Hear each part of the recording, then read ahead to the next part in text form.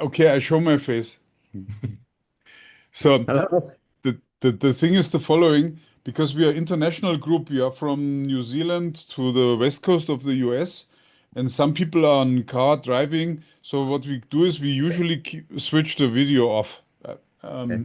But if, yeah. Okay, no problem. Yeah, okay. Hello, Joe. So we have some regulars here, among others, Rich McDonald. Um, maybe we introduce. You get each one of you get 2 sentences for introducing yourself. Joe, you start 2 sentences. I cut you off when you do three. Uh, Industrial automation engineer focusing a lot on risk as a root of everything. Okay. Rich, Industrial technology innovation manager, past manager, expert, if you would, um, for global manufacturing companies as well as small and medium enterprises. well, nice. Joe and Rich are from the US. Rich is in Chicago. Joe is somewhere south of Chicago, I believe. Minneapolis, Minnesota. Thanks, Christoph. Where are you? Who are you? What are you? Well, I'm the innovation. Yeah, we have the limited bandwidth in China. Chris is in China, and um, I jump in for him. Chris is in German the. Chamber of Chris, repeat, please. You were cut off.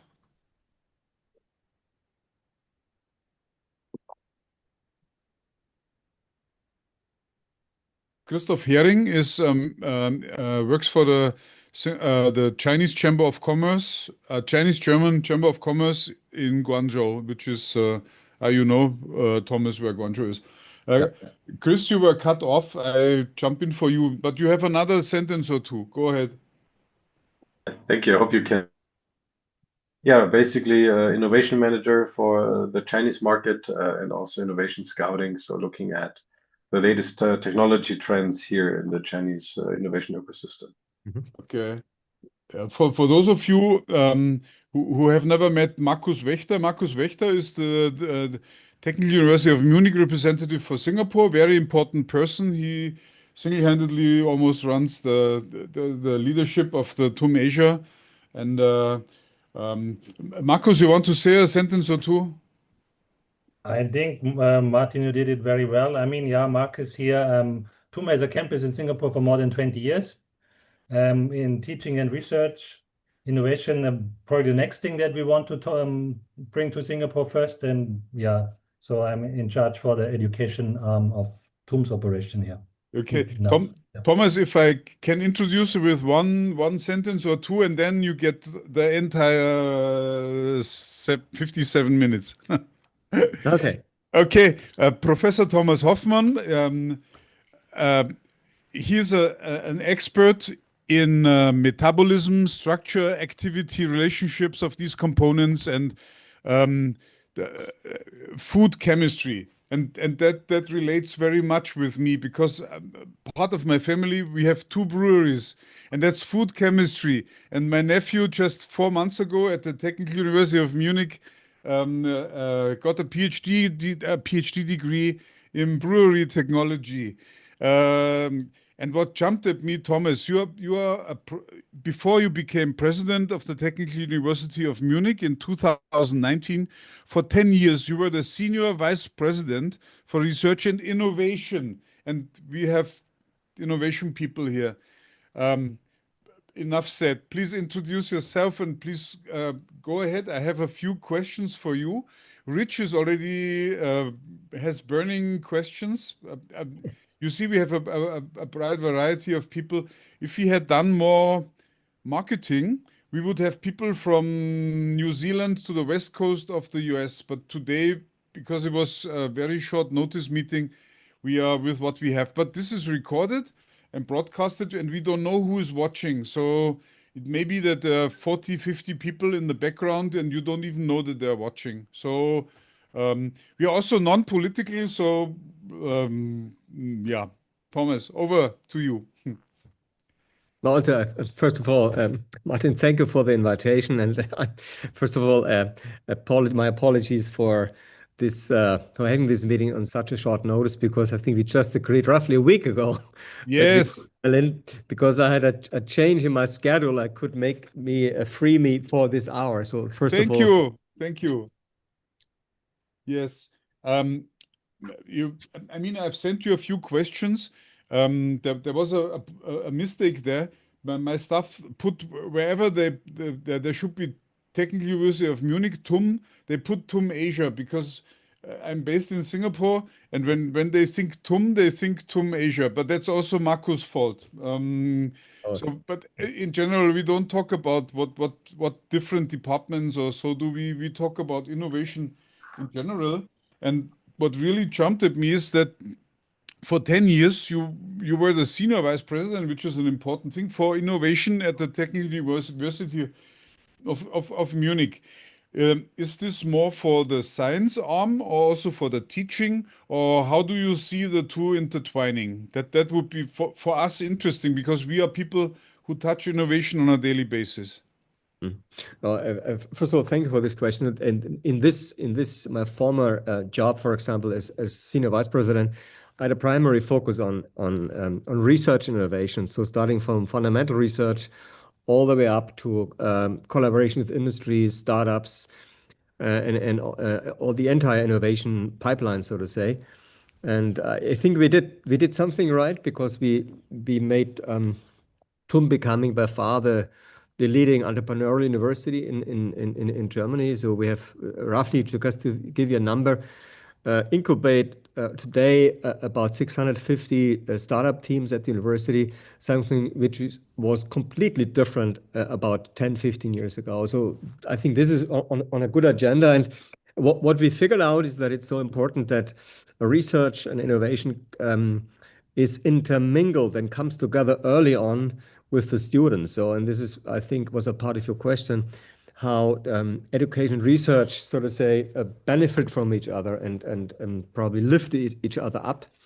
I personally am convinced that we, as early as possible, need to open doors to science and research and our innovation paths for students. And we do that with many different formats at TUM. So we are currently building, just to give an example, what we call Tomorrow Factory, which is like a huge makerspace hall. It's really huge, where our students can build prototypes in groups where the students come together from different directions, the computer scientists with the medical doctors, with mathematicians and so on. And they really dare to build complex prototypes and then enter into global competitions with the ETHs, the MITs, and in other universities. Because I think this early implementation of an entrepreneurial spirit, of a team spirit, of systems integration skills also, combined with curiosity, and this is what our students have, I think is the foundation to become later in their life change makers and entrepreneurs. That does not mean that they need to end up in a startup. They can, whatever they do, even in politics, I think we need entrepreneurial thinking. So I think this is why I personally think education, and also for other means, education and research, the old Humboldtian system, so to say, is still true and valid. Yeah, sounds good. Rich, you have prepared a few. I'm only the moderator here. I have a lot of questions, but I know also the people here have questions. So please go ahead. Thank you, Martin. Dr. Hofmann, I'm curious to learn a little bit more about this Tomorrow Factory, and where do the ideas for these initiatives, these projects, come from? Do they come from the actual field work of the students trying to solve a problem that's identified, or do they come from just fleeting thoughts of the students and they think that would be a cool thing to do and let's do it? I think it comes from all directions. We have several programs, the Tomorrow Factory, and those student initiatives, we call them student clubs, how they form. They follow, so they say, a self-assembly principle of the students. They come together because they want to do something more next to what they learn in theory, in the lecture halls, in the seminars, and so on. And sometimes they come with some crazy ideas and they just would like to realize the ideas. So it's completely bottom up. Sometimes they see a certain challenge in industry, for example, or somewhere else in society where they would like to find a solution. And sometimes also for this, we have some paths where also they meet with industry partners, for example, to discuss certain fields of innovation and identify a certain challenge they would like to tackle. So it comes, I think, from all different type of directions. And we have several programs to support them. But all of them are student-driven. Excellent, excellent. So then coaching them is basically where the associate professors or grad students would come in to help lead that initiative, so to speak, and sort of direct them to resources as well as to various types of approaches that they could use and problem solving and design, etc. I would expect, right? Exactly. And for example, also through the University Foundation, we also support them financially. Sometimes for just consumables, but also, for example, by bringing them together with the industry partners, and they support such initiatives also with materials. We also support them, for example, give me an example, the Hyperloop competition several years ago in the United States, where we sent our team of about 50 students over to the United States for the competition. Here, for example, the University Foundation takes over the travel costs, accommodation, and so on. So we support them where it is needed, but we don't sort of say they are the active player. The same is true for professors. If they need certain new expertise, scientific expertise, they contact professors. It's not the other way around. So it's a fully self-driven, student-driven initiative. And this is, I think, the cool thing, because the students learn what competencies or support or whatever they need to get their problem solved. Sure. That makes a lot of sense. We don't direct them. Yeah, I understand. So, after they identify the challenge that they're going to tackle, or the industry issue that they're going to address, you mentioned that you provide some funding for them to do that. What kind of range would that funding be, just out of curiosity? So usually they have projects where they build a prototype and then go to somewhere else for the competition, for the global competition. They try to get the funds from different sources, as mentioned. Larger materials, primarily from industry partners. They function then as sponsors, but not through money, but through materials. And so they reach out for the right partners to support them. From the University Foundation point of view, usually it goes up to 50 or 60,000 euros, which they get. And they have other sources like the Alumni Association also. They can apply for project money to get those things done. And so they collect, so to say, from different sources. And usually the University Foundation is, so to say, the latest partner in this flow, where the University Foundation then fills the gap to what they need, because probably they have not got everything they need. Excellent.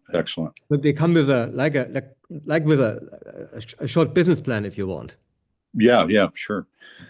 I've also found in that little niche, the universities become a tax donation from a business to ask for innovation from students. So there's also like a taxation vessel reason to do it that way. A taxation, sorry, I think there's a tax benefit to going to a university as a partnership, and to pay the university, let's say $2,000, to give the students a bounty on a project. And so it becomes a donation, but the university ends up doing the money transactions So usually and meeting the guidelines. Usually it's a sponsorship to the University Foundation, and the University Foundation can then sponsor the students. Excellent. Excellent. I also got a question. So, Whereas materials are given directly to the students from the companies. so Dr. Hofmann, one last question for me, then somebody else can speak in. What is the percentage roughly of software versus hardware, or a combination hardware, software kinds of projects? Do you have any stats on that? Yeah, there are not only hardware and software projects. Some of them even, they have some social programs as well, which I like, in particular because we are a technical university, and I think they should have a broad horizon, so that it also goes in this direction. But if you ask me between software and hardware, usually I would say software at the moment, about 60% to 40, I would say. Software to hardware. Yeah, sure. Okay. Thank you very much. Yeah. Anyone else? Thomas, I have a degree in mechanical engineering from the Technical University of Munich of the last century. And when I hear you talking, that sounds like a different planet to me. So what's the percentage of students who take part in those programs today? I mean, that sounds amazing to me. This is really something I would have wanted to have 40 years ago. So as mentioned, we built a bunch of such support programs. The Tomorrow Factory is just one example. We have project weeks, and in other we have one project we call Project 1000 Plus. That's an initiative where we should build a bridge to industry, particularly also to SMEs, because SMEs usually are a bit afraid of contacting large universities, right? But they're important for our economy. So what we build in this project, for example, and then I come to the number, is that's a scaled initiative where we can send student teams to a company, to an SME. They want to do that, and all this is optional. So, for example, they go to a chemistry company, then they spend a week there just to learn the challenges they have. Then they go back, and after 2 months, they come back to the company in order to present a potential solution. And in several cases, they really also have to solve previously unsolved challenges in the company. We had recently, I spoke with the CEO of a chemistry company. He told me we could increase the yield of our production process by 15%, which is fantastic, through the student initiatives. So it's a benefit for the students because they can apply their knowledge in a real world challenge. It's perfect for the companies. And for the SMEs, usually because they're a bit afraid of contacting large universities, it's good for the students because they build also talent bridges to the SMEs. So this is a scalable project for us. I mean, out of those different formats, we have many. So altogether, we reach out to more than 8,000 students today. Every year, 8,000 students who are engaged in activities next to what they learn in their standard curriculum. Okay, when I studied there, we were It was about very different. when I studied there 40 years ago, we were about 25,000 students. How many do you have currently? We have currently about 50. So double. Yeah, but 8,000 of 50, that's something like 16%. Yeah. Yeah. So 1 in 8 or 1 in 7 students, if they are proactive, they can benefit from those initiatives. Yeah. Exactly. So these 8,000 are fully active. And if you would ask me how that will look like in 5 years, probably will be more about 20,000, because we see that it really goes steeply up. Okay. The good thing is that I ask the first semesters why they come to TUM, and 3 out of 4 tell Yes. me because we have seen and read and heard that the university supports these entrepreneurial activities, these student-driven activities. And the young Okay. people today, they want to achieve more than just learning. They want to learn the foundations, this deep foundations, but then also to apply it to complex challenges. And do that at the university attracts them to TUM. Yeah, that would have attracted me as well. But just from now, from my just to give you a comparison, we are here a group of people who touch innovation on a daily basis, and we split innovation into incremental innovation and non-incremental innovation. And an engineering school very much supports incremental innovation because then you have your textbook and you get your homework, and then they say put the window at that place and put that color and do that temperature range. And then you look in your textbooks, go back, do your homework, and then you have the new product. The problem is only with the incremental innovation, you don't get far, especially not to the next technology level. And then, so we are looking at the non-incremental innovators especially. And Rich is, for example, Rich McDonald here is an expert in getting a transfer innovation done, which is something, get the innovation from another technical area and apply it to your own company and then spread it out to all the departments there.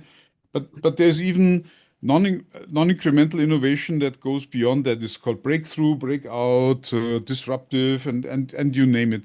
And what we found out that is 80% of the people that work with innovation in companies, 80% work with incremental innovation, and they're very happy with that. But 20% of the innovation is non-incremental, and of those 20%, maybe only 10% or so maybe 4% in total is really the breakthrough, breakout. And when I hear from you that you have 40,000 students and 8,000 of them engage in proactively engage into new projects, that for me that's the non-incremental guys among those bunch of people, right? And I think you can see that even then translated later on, because we have programs where we support the student teams who really found fantastic solutions for something to take the next step into a startup. And by doing that also, I mentioned some of our startup numbers already, about 60% of our startups, which are spin-offs of TUM, come out of student activities at the later stage of their study, so primarily in the master level or so. And that shows that exactly what you said, and is working very well. However, regarding incremental and leapfrogging innovation, yeah, I cannot agree more with what you said, in particular when you look to a classical engineering school. But I would say it depends also where you are on the S-shaped curve of an innovation. So sometimes certain technologies are more or less at the end, and then I think even trying to further incrementally improve takes a lot of efforts. The question is, what can be done to leapfrog again? And this is why I think this mindset, bring this mindset to the students is so important, that they should not be satisfied just by always incrementally improve existing things. I think, but just to think out of the box, to do things differently. This is what I think, at least this is my understanding, what we would like to give over to the students.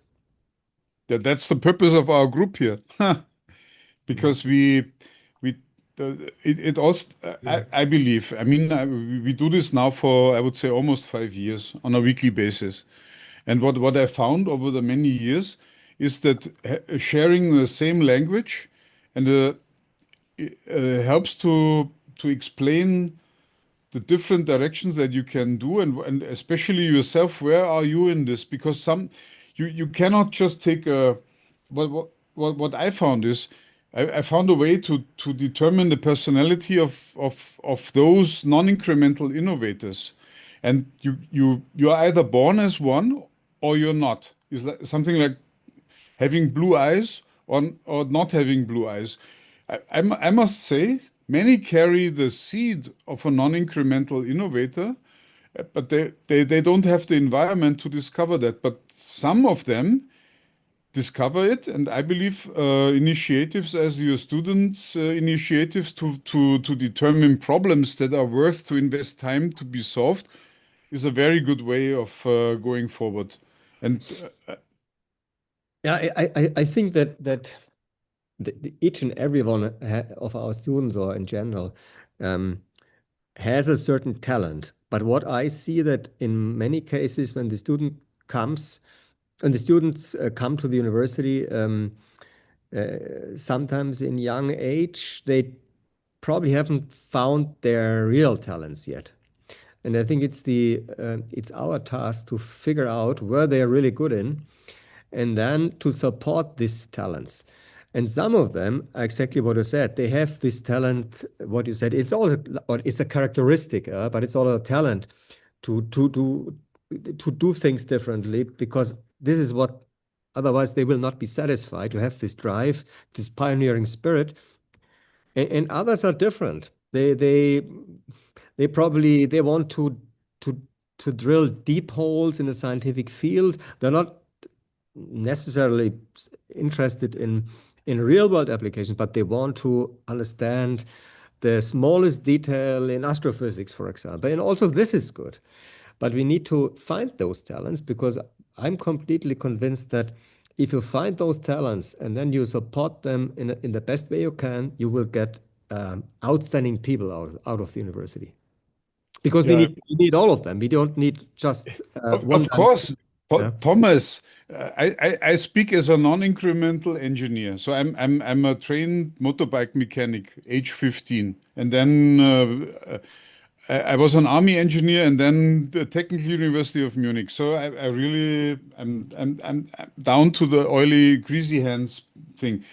If you put me in a non-incremental engineering job, or even worse, management, I would get bored and I would resign after 6 months. It's simply something that I don't like. And the problem is to get the guts, or maybe the self-understanding that you can say from yourself, this is my place and this is where I thrive. This is what I want to do. And this is what I do not want to do. Because it's always easy when you have relatives or uncles or professors who say, now you're the scientist. And if you ask me to become a scientist, I'm really the wrong addressee. Right. And that's why you need to offer to the students different options. And I think we do quite a bit in that. We had, for example, 2 weeks ago, now for the second time, a huge hackathon on defense technologies.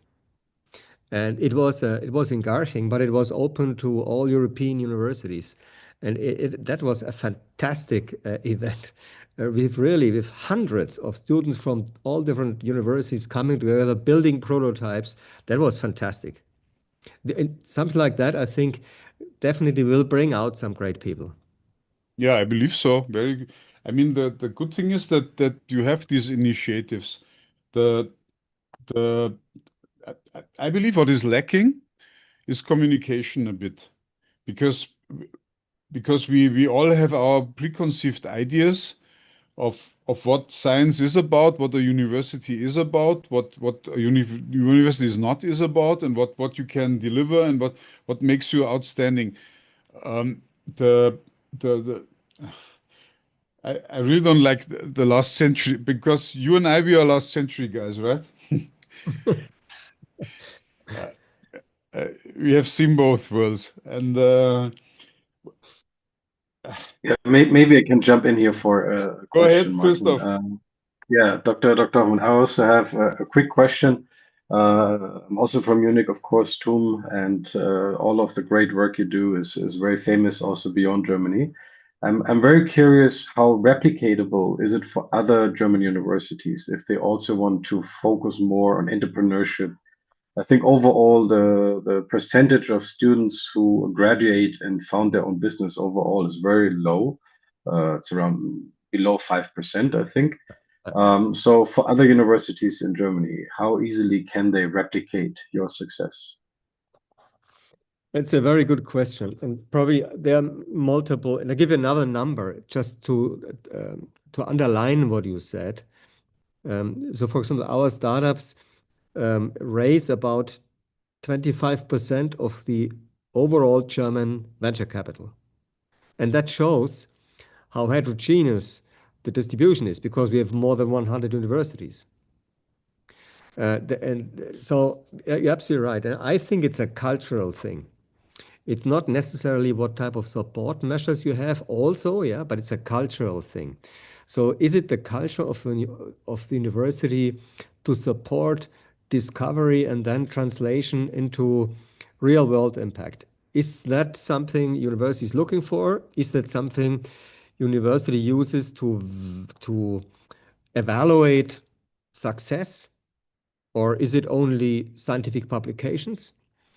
If it's only scientific publications, there will be no surprise that there will not be many startups coming out later. So it's a question of appreciation. So when, for example, we tenure professors, and there's a professor with probably 1-2 papers less than others, but he or she founded a fantastic growing company, a tech company, a deep tech company.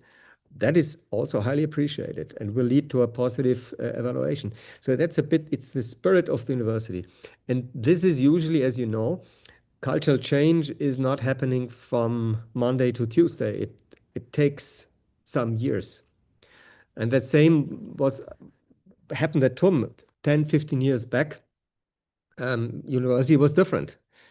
Today, it's just normal that also professors or scientists or students found a company when they have good ideas. But that was not the case 15 years ago. So it takes some time. And that's why I think the leadership of university is important, because leadership sets also the direction and puts incentives there and there, which you need to further develop the entire machine.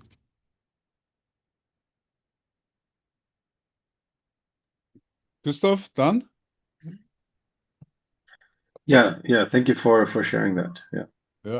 Actually, you know what? I would like to hear your comparison with China, if you have insight, in just 1 or 2 sentences. Because we in China, just today I met an old friend of mine, and now he has one of those hidden champions. He's a hidden giant now. I mean, so. And Well, in China, they have basically a very strict or very well developed industry for the university support programs, I would call it. For example, if you take the Tsinghua University, they have their own accelerator programs where they are supporting talents from the university very early on and help them to set up their own businesses. And these students, they get basically the full support. So during the university, they already get not only an office for free, but also access to good lab equipment, access to funding. It even goes as far that the university have their own supply chains for materials. So if you have a good hardware idea and you need a manufacturer who can provide you with the right tooling to make this idea happening, then the university will suggest you to a pool of partners. So it is very easy to transfer an idea from the classroom into a prototype and then into scale it up to a finished product.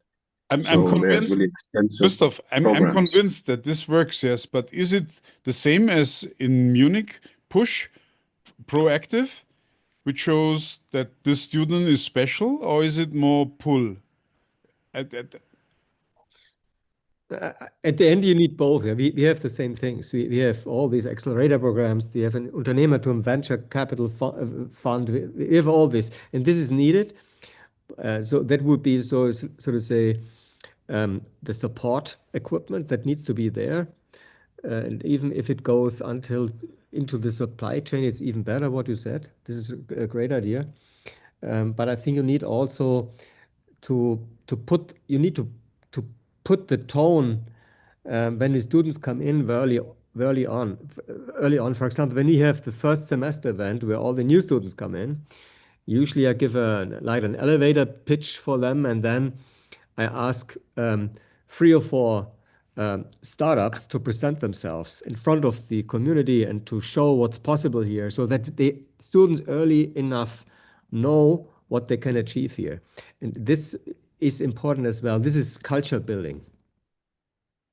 It reminds me to Matteo Renzi with his Founder Institute, which you have surely heard of. So yeah, I believe Alan is raising his hand for 15 minutes already. Please do me a favor. Go ahead. Hi, I'm Alan Zettelmann. Very nice conversation. I'm happy Christoph invited me today and very glad to be here. I'm applying the Innovation 360 methodology from Sweden. I don't know if you are aware about it. And it's a very practitioner-oriented topic. And back to the topic when we spoke about that the different persons like I think it was Martin who says that if he don't get the right projects, he will get bored. I would like to dig deeper in this topic. How do you do to screen the people? So the way we do it is we separate the projects in Horizon 1, 2, and 3, and then we put a level of uncertainty to these different horizons. And at the same time, we define the personas, like, are you an anthropologist? Are you more the director, the hardware, etc.? And then we align projects, uncertainty of the project, and kind of persona which we need in this project. So for example, for Horizon 3 project, we need researchers, but also people who have more capabilities like an astronaut. It's an explorer, somebody who wants to dig deeper in an uncertain topic, no matter what it costs to find something new. And this person will never be able to be an accountant from the other side, or to run a Horizon 1 where the push is cash, So I had the beginning of the year a conversation with a UN professional who said that they are also looking to find young leaders, and how to detect this leadership capabilities in an early stage. They are looking for it in guys with 8 years old already. But if we focus on your experience in the university, given these 3 horizons and this uncertainty and type of persona, do you have a methodology to fish out the right people for the right projects, or it's more like mentoring them to find their way? Yeah, it definitely we don't do that. So we open different options to them. Then they follow some route. We mentor them. Sometimes we then support them to go into another direction. Sometimes we support them to go to deepen that what they do. And to do this, we bring them together with mentors also from outside of the university, also from industry, for example, or from other areas in society. But we don't have this strict format like guidance. And I'm not sure, I just, while I'm speaking, I think about that, whether this would be the right tool to do for the students. I'm not sure, but probably I can learn it. Alan and Thomas, maybe I can chime in. I believe that when you deal with young people, they need guidance, and I believe it would be a very good idea to give them guidance what they want to do with their life. Because I know, I remember myself when I was second semester student, and I was really seeking for somebody who could tell me what I could do with my life. Because I come from a very little village, very simple. I mean, I was a TUM, the Technical University of Munich student, right? So I came there like a country pumpkin, not knowing anything, going to Munich and then finding out the big world. And I believe many of us would have loved to get some guidance with that. And what I know from psychology, because during COVID I studied clinical psychology in Toronto with a friend of mine. I found out that psychology developed so much over time. So we have all the tools together, especially for us. I mean, when I say engineers, you're not an engineer, you're a chemist, right? So, but I take you in as an engineer at technical university. So as us technical people, we know how to deal with statistics, and we know if you do a material test that's not, it's just one test sample. But I would love to know where am I in the whole sample? And over time, I found out, yes, when the exams, I was in a certain percentile constantly, the best 20% or so. That's where I aim to be all the time, not to be the best, but just to have a B or a B plus or A minus or something like that. And for me, that was more than enough. But I believe if someone had taken me aside and said, hey, Martin, we have directors. Alan, what classification did you manage? I know managers, technicians, and entrepreneurs. Those three are very famous. Another one, whatever. If someone had told me, look, you can do that with your life for that one and that one and that one, I would have been very happy with that. Yeah, I agree. I also have my first career coach with 33, and I think a career coach with 17 will be much enhancing into the life of the young people. But where we go a little bit in this direction, what you said, Alan, identifying the right personas, put them together in a team. We don't do that on the student level. We do something like that then when it comes to support or to building startup teams.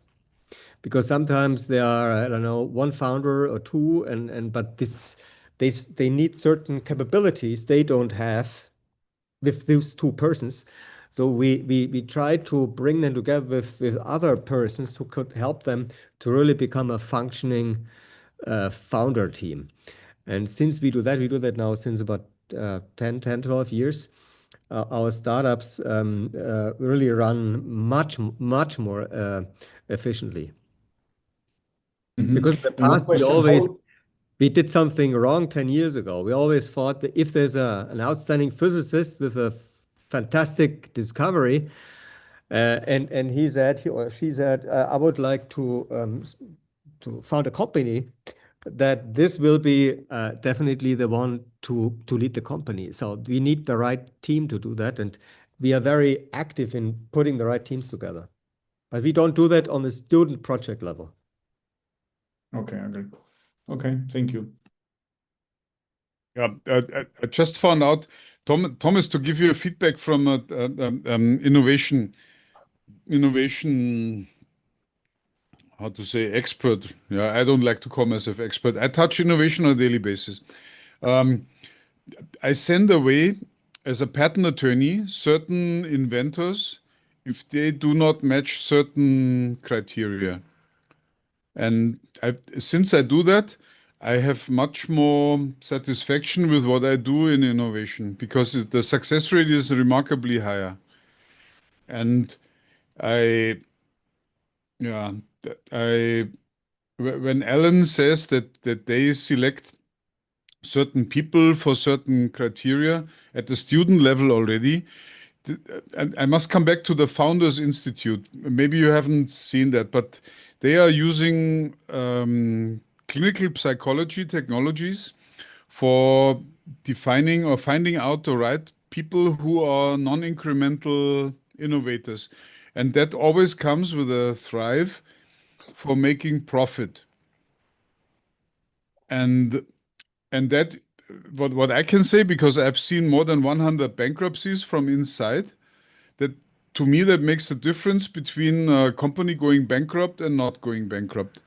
And yeah, that just came to, as we are talking, we were thinking, but that's also characteristic for what we do here. Does this trigger something in you, or do you say, no, that enough talked about that and we talk about something else? I have AI, for example, but Thomas, over to you. Is your hour? No, we can talk a bit on AI as well, because I think we all see how opportunities are changing through AI. In particular for us as universities, it's a major topic in all different dimensions. Yeah, so my firm is the world market leader in training patent attorneys in AI for drafting patents. We have done more than 200 practitioner trainings, and there are only 15,000 of them out there. And my experience is that in average, the working speed of a patent attorney when using AI doubles. And there are some patent attorneys that quadruples their speed and have a better quality than before, and some even do it 8 times faster than before. But I must also say that 20% of those that we have trained have a speed that is slower than before. So that's what I have found, and it's not only smartness or whatever personality trait you want to assign to that one. It's a whole package. And I imagine if I do the same with a engineering student, I would get similar results. Yeah, we see that also, for example, give you a very simple example, because, for example, in our coding classes in computer science, Yeah, exactly, yes. Some years ago, it took them about 6 weeks to write a certain code, and today, I would say the best students can do it in a day, and the second best need probably 2 days. So it's a massive change. It's a massive change, and this is just one example. It will go in research in any way. I think there's nothing we need to talk about. Yeah, this is, I think, undisputed. For us at the moment, a major challenge is how it will further impact education, because this is, I think, we can imagine where the change will go, but that's a tricky question. It's still not very clear.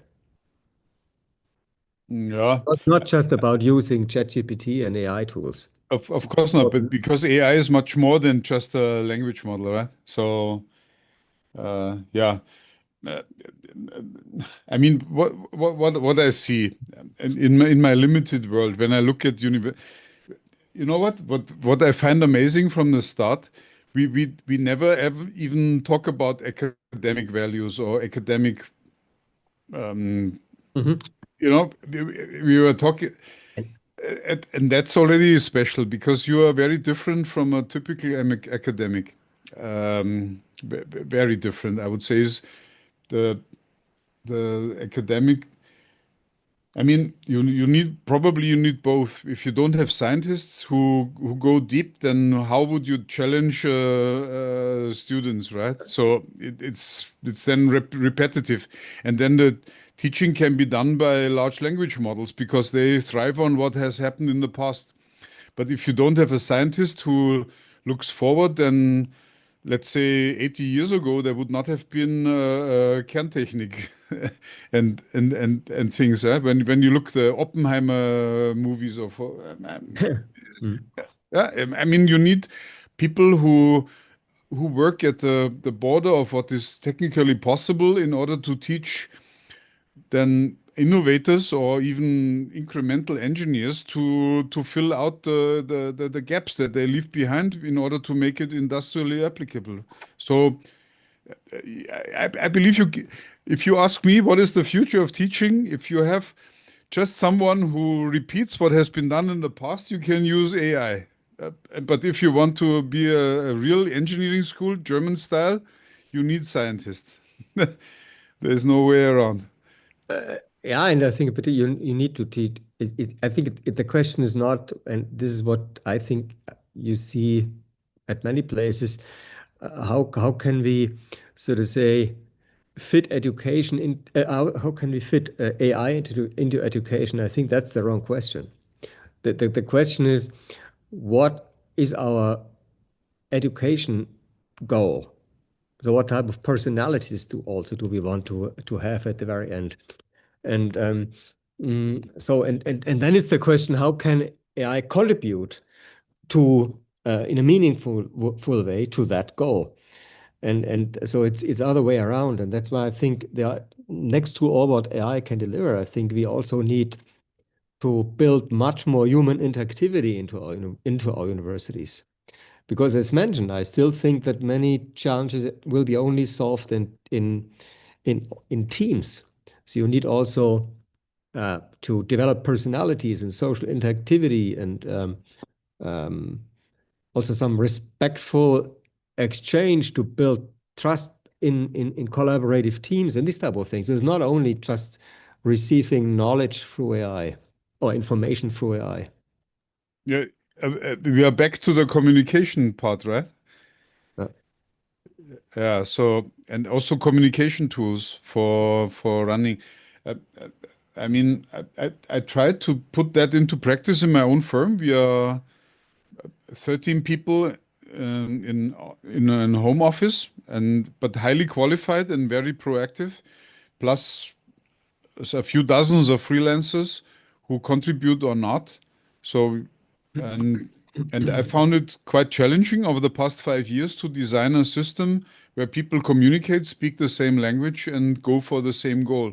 And but I can see that this is an essential part of when you look like when you read about home office, right?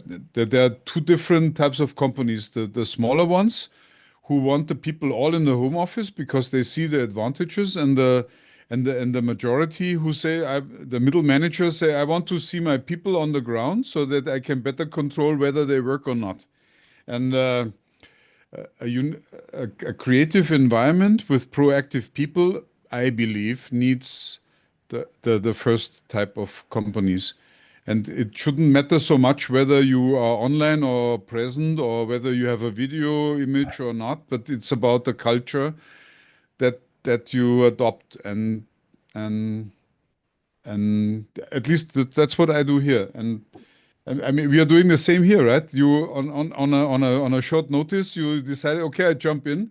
I don't know what expects to me, but they are not bad people, and let's see what we get out of it. And I hope that you come back because it's so enlightening what you tell.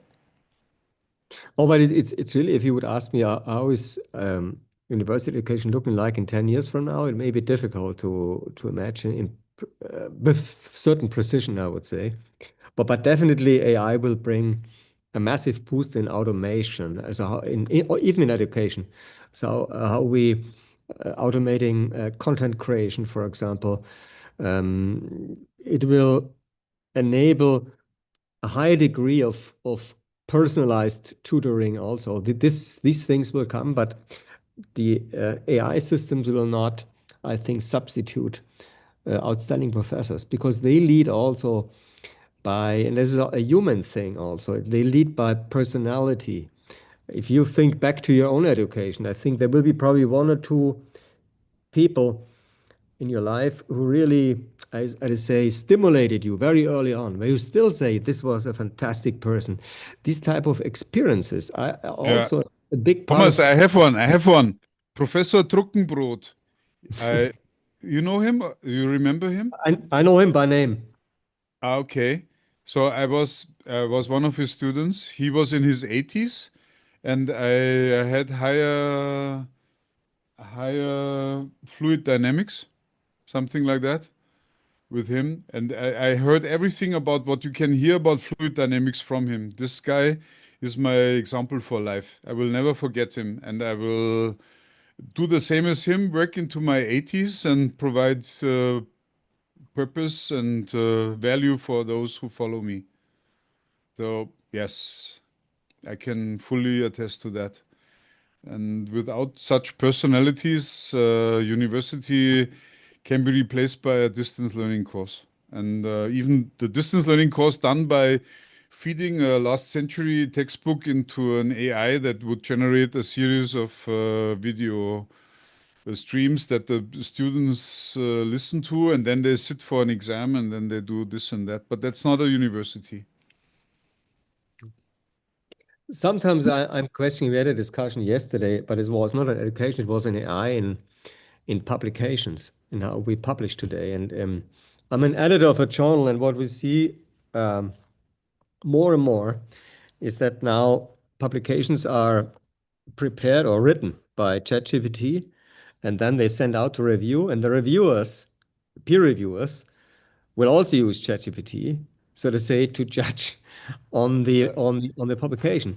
And I'm asking myself, where this entire space of scientific publication will go in the future, because it's sometimes ridiculous if you have this AI ping pong playing, right? Thomas, I can put something on top. I just have received an order from a client of ours who wants us to read in 100 dissertations, PhD theses, and compare them in a systematic way among each other and with the literature available at the time when they submitted it, which is very similar to a patent attorney work if you want to destroy a competitor's patent. And these dissertations are from the last century, from when we two studied and finished and whatever, and the result is shocking. And so it's about content, I would say, and whether the content is unique and how it is presented to be unique, and that would also then close the gap between patents and scholar literature. And I believe there's a big gap because you seldom see scholar literature used as prior art documents in patents. But that's only in a side lane. I just want because I had it on my desk yesterday. That's why I say it. Martin, could I interrupt?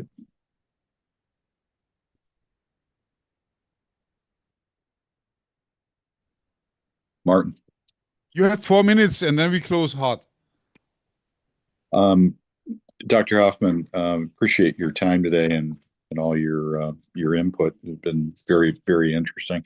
I just have one last question for you. And again, this is Rich.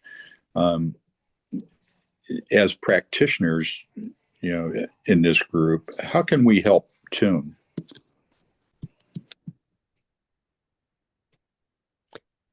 On what, in general, or help on what? In any facet that would be beneficial. I think there are many ways to do that.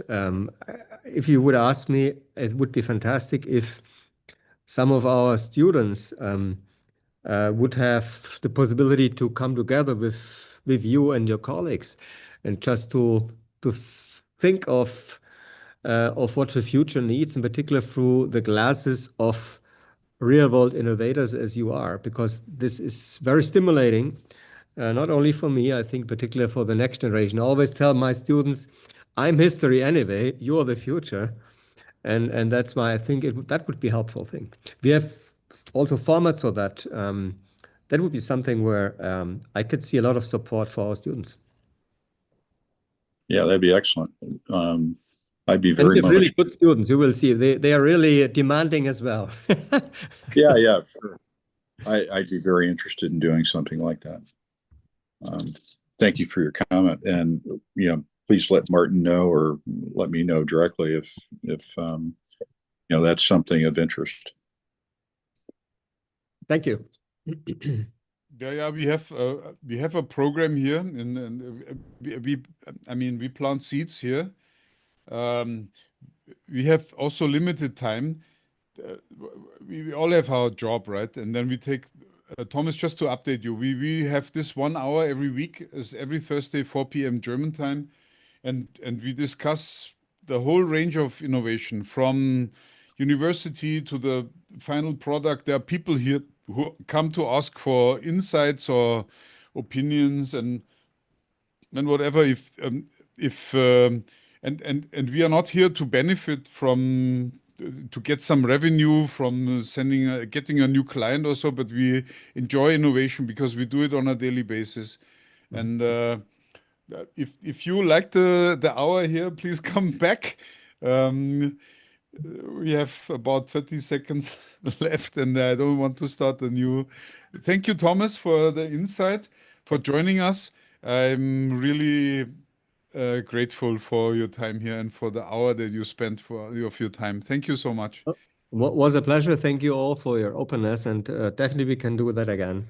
Thank you. Thank you. Back to me. And thank you, Markus, for making it possible as well. And Christoph and Joe and Alan and Rich also, and all those who asked the question and contributed. Thank you again, and see you next. You're all online, or whatever you said will be there for eternity. Goodbye and good night or good morning. Bye-bye. Bye-bye. Oh, thank you Very very much. much. Bye. you. Thank you. Bye-bye. Bye bye.